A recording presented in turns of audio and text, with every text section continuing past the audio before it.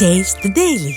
தேனி மாவட்டத்தில் கடும் விலை சரிவை சந்தித்து வரும் தென்னை விவசாயிகள் உரித்த தேங்காய் ஒரே மாதத்தில் டன் ஒன்றிற்கு 3500 ரூபாய் வரை விலை குறைந்ததால் விவசாயிகள் வேதனை அடைந்துள்ளனர். பெரியகுளம், ஆண்டிப்பட்டி, போடி, கம்பம், உத்தமபாளையம், கூடலூர், சுருளிப்பட்டி உள்ளிட்ட மாவட்டத்தின் அனைத்து பகுதிகளிலும் தென்னை விவசாயம் பெருமளவில் செய்யப்படுகிறது. இந்த நிலையில் தேங்காய் மொத்த கொள்முதல் விலை சரிந்துள்ளதால் விவசாயிகள் கவலை அடைந்துள்ளனர். மட்டை உரிக்கப்பட்ட தேங்காய் கடந்த மாதம் டன் ஒன்றுக்கு 26,000 ரூபாய் வரை விலை விற்கப்பட்ட நிலையில் தற்போது டன் ஒன்றுக்கு 3,500 ரூபாய் விலை குறைந்துள்ளது. மொத்த கொள்முதல் மையமான காங்கேயம் மற்றும் அதன் சுற்றுவட்டார பகுதிகளில் பல நிறுவனங்கள் மூடப்பட்டதால் தேங்காய் விலை வீழ்ச்சி கண்டுள்ளதாக கொள்முதல் வியாபாரிகள் தெரிவித்துள்ளனர். திருக்கோவிலூரில் விடியா திமுகவில் மருத்துவர் அணி பொறுப்பில் உள்ள நிர்வாகியின் மருத்துவமனையில் சிறுமிக்கு கருக்கலைப்பு நடந்துள்ளதாக தகவல் வெளியாகியுள்ளது. கள்ளக்குறிச்சி மாவட்டம் திருக்கோவிலூரில் திமுகவைச் சேர்ந்த அக்பர் அலி என்பவர் ஃபெர்டிலிட்டி சென்டர் நடத்தி வருகிறார். அவரது மனைவி ஆயிஷா சித்திகா அங்கு மகப்பேறு மருத்துவராக இருந்து வருகிறார்.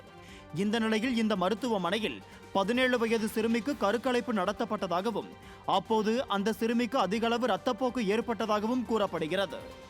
இச்சம்பவம் தொடர்பாக காவல் நிலையத்தில் அளிக்கப்பட்ட புகாரின் பேரில் போலீசார் அக்பர் அலியின் மருத்துவமனை சென்று ஆய்வு நடத்தியுள்ளனர்.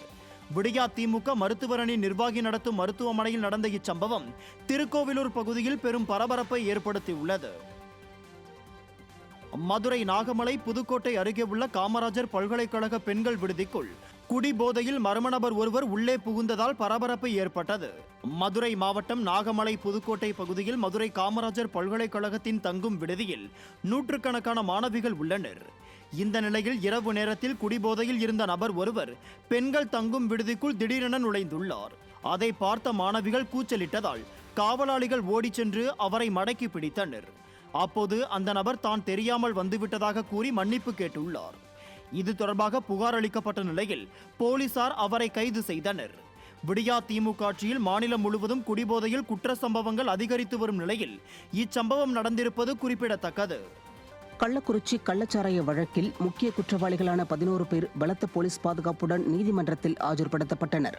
கள்ளக்குறிச்சி மாவட்டம் கருணாபுரம், சேஷசமுத்திரம், மாதவச்சேரி உள்ளிட்ட பல்வேறு கிராமங்களில் கள்ளச்சாராயம் அருந்தி இதுவரை 69 பேர் உயிரிழந்துள்ளனர்.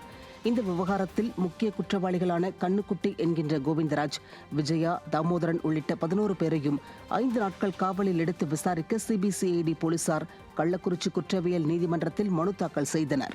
அந்த மனு மீதான விசாரணையை அடுத்து முக்கிய குற்றவாளிகளான 11 பேரும் நீதிமன்றத்தில் ஆஜர்படுத்தப்பட்டனர். அவர்களை 3 நாட்கள் காவலில் எடுத்து விசாரணை செய்ய குற்றவியல் நீதிமன்றம் உத்தரவிட்டது.